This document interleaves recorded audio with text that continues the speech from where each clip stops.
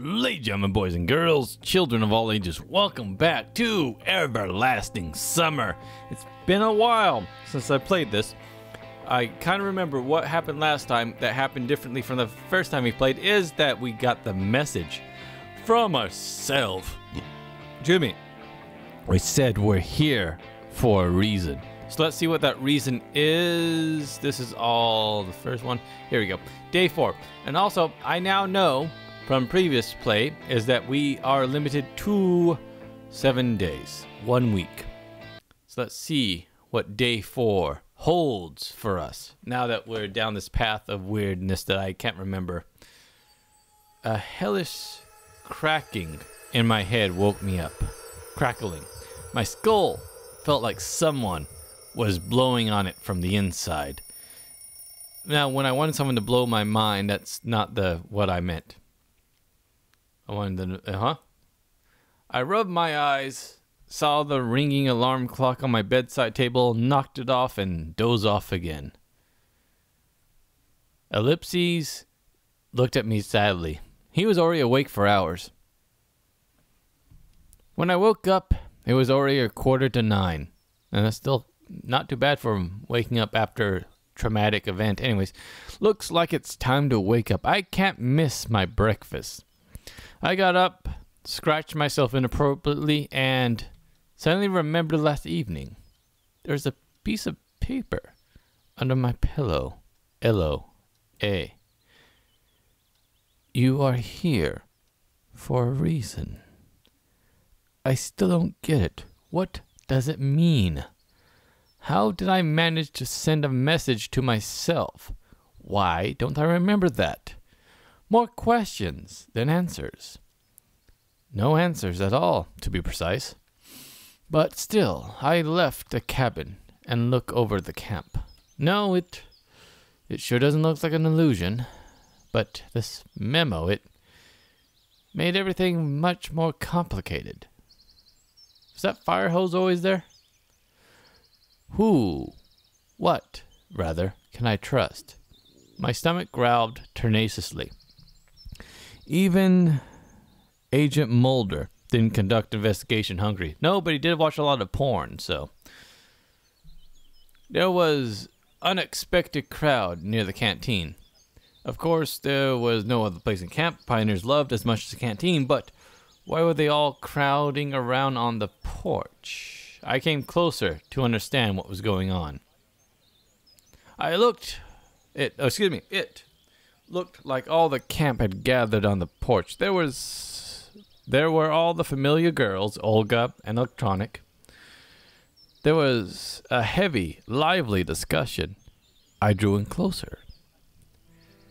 Aye, Simon. Have you seen Zurich today? No. What's the matter? I killed him last night. Is that okay? We haven't been able to find him since early morning. Disappearing pioneers. Well, that's something new. But he was with you yesterday. She was talking to Electronic. Yeah, he was. We went back to our place, had a candlelight dinner, a bubble bath, and something else. Then he fell asleep in my arms, but he wasn't there this morning. So you woke up this morning and he wasn't anywhere to be found. I just said that. No? Why didn't you come to me immediately? Well, I thought that maybe he got up to make me breakfast in bed. He's always romantic that way. Went to wash up or something. Did he? Oh, yeah. Sylvia. The only one with the damn accent, and it's the wrong one. Aye, you bastard. Did he mention anything yesterday? Interjected Sylvia. For example? That he was going somewhere, for instance. No. What exactly is so horrifying about that? It's only 9 a.m. You know, he might have decided to go for a walk, got abducted by aliens. You know, they usually drop people off around noon. Yeah, I don't know, shit. No, I don't, so please inform me. She looked at me seriously. Well, no, I don't. But I didn't see anything suspicious in the situation, to be honest. Okay. Let's stop panicking. We'll find him. Otherwise I'm doomed. How could he miss breakfast? Ulsa grinned. Exactly. Time to eat anyways, said the punk. The pioneers proceeded perpendicularly into the canteen. All right, that was a stretch. Hey, buddy, how you doing? Yet again, favorite guy right here, next to the person who had a mouth for eyes. Almost looks like, okay, so, I mean, that almost looks like it's around her neck rather than her tilting over with laughter. Like, there's her, so that would be her eye, that'd just be a massive chin. They're dating, by the way. Hey, look, there's Ditto. Anyways, sorry. Yet again, I have no choice where to fit in. The only free place is at a table with Alice and Ulsa. Take a seat. She pointed to the chair next to her. I sat down. Aren't you, gonna get your food? Well, that's a mighty fine idea there, little miss. I hadn't thought about that. Today's breakfast didn't look much different from yesterday's, but it looked more appetizing. So that's an improvement. Or maybe I was just, hungry. Or maybe I was eager to finish it off as soon as possible to avoid another plank from Ulsa. Wanna go to the beach with us today? Well, I mean, not so much with you, but with you. I should be circling your face, not something else. Anyways, well, when? Right after breakfast. Generally speaking, relaxation wasn't on my agenda today, but if I was going to spend my time thinking, why shouldn't I do it surrounded by getting a suntan. That's what I meant. You know what? That's a good idea. Cool. She smiled nicely. I bet you're planning another prank. Oh, me? No, heaven forbid. Ulsa waved her hands at me. She sure is. Also, Alice grinned. She's always like that. Bitch. I think she's right. I may be crazy, but it just might be a lunatic you're looking for. Nobody believes me. Turn off the lights. Don't try to save me. Ulsa took her tray of dirty dishes and stood up. Enjoy your meal, she said in such a way that left no doubt. Nothing good awaited me today at the beach. Me and Alice was left alone. I guess I shouldn't go with you after all. Why is that? Well, I got something to do, which is anything but you. And what exactly would that be? She looked in me. I couldn't even appropriate excuse. I don't even have a swimsuit. Try mine. Well, G-strings don't work well with me. You'll think it fit me? Give it a try. As long as you put it on me. Anyway, what? I didn't think it would be worth the effort. Don't be a wimp. We'll find you some swimming trunks. I mean, heck, that electronic friend's, what's his face is missing. We could just take his clothes. Wait for me by the canteen.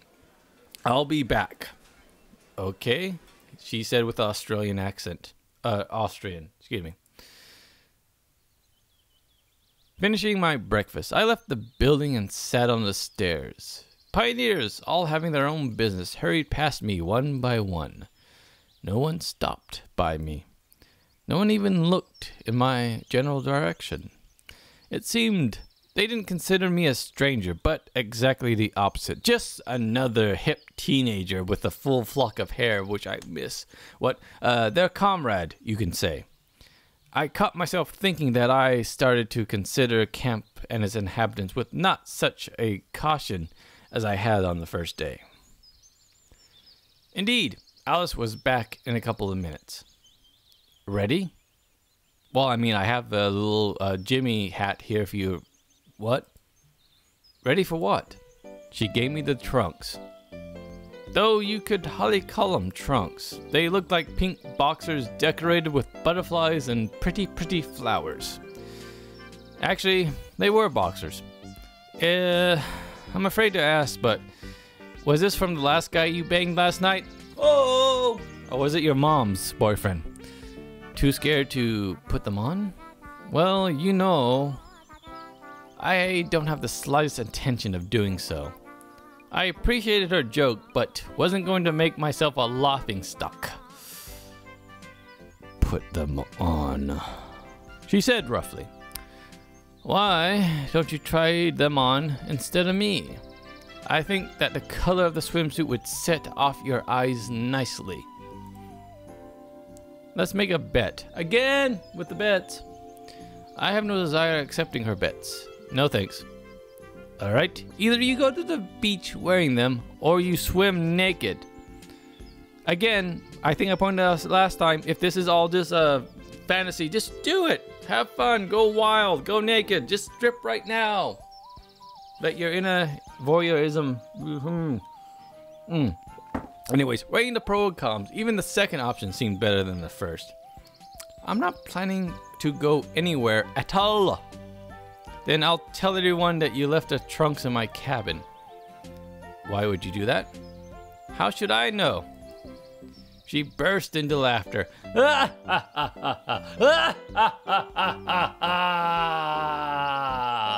Dangly parts. I don't want to argue with Alice, so I decided to go to the beach in the end. But none of these flamboyant trunks. Okay, I'll be there in 10 minutes. Don't be late. Wink, wink, nudge, nudge, say no more.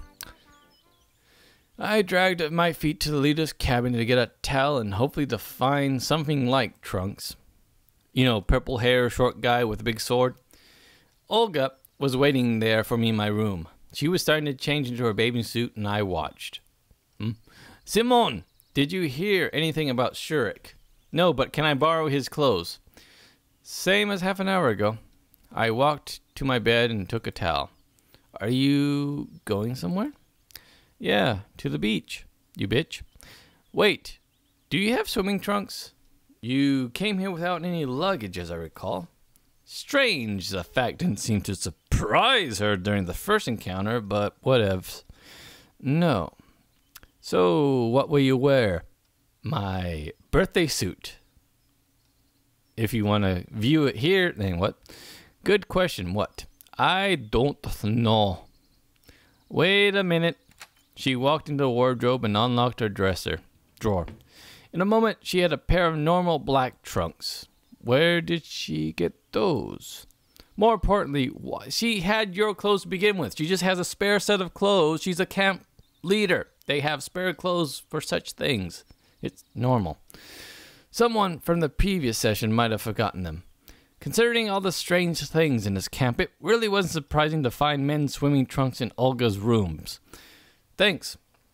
The trunks were just my size.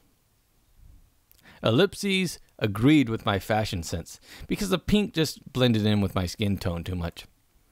I got changed behind the cabin while peeking in on Olga and went to the beach. A lot of pioneers had already gathered there, but I only recognized Alice and Ulsa because they were the only one that had drawings to them. Again, yeah, that's nice. Come here. I walked over to them and sat on the sand. Can I just, bring up a window to block this? Because what I really want to see, yeah, there we go. Matches your hair. Does the... She stared at my trunks and smirked. As you can see. Come on, let's swim. I don't want to. Maybe, later. I was not a fan of swimming. Shoot yourself. I did. See, I had my own clothes, so I suited myself. It's a joke. What? The girls ran into the water. Why did I come here? Why am I not out looking for answers? Should I care about it now?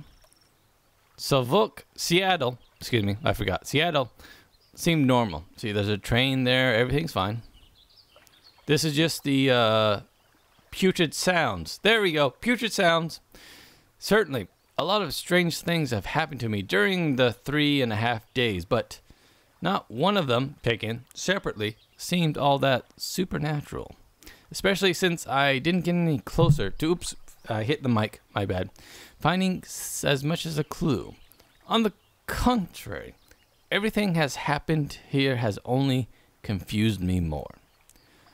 What alternatives do I have? I won't get the truth from the local residents, though I doubt they themselves even know. Should I try to leave on a runaway train, like a madman laughing at the rain? But how far can I walk, considering that I don't know where I am? And look at the beautiful bikini babes. After some time, the girls came back. Ulsa had something in her hands. Look! I looked and saw a crayfish. A crawdaddy, if you will. The crawdaddy wasn't what I was looking at. Anyways. Ulsa laid next to me and started to torment it. Leave the poor animal alone. Why? It's just a crayfish. So what? It has the right to live too, you know. I'll rip the claws off and ask it to cook it for dinner. Actually, you need more than just one. They're not much of a meal, from what I understand. As if we had nothing else to eat, I looked at Alice. Alice is up here.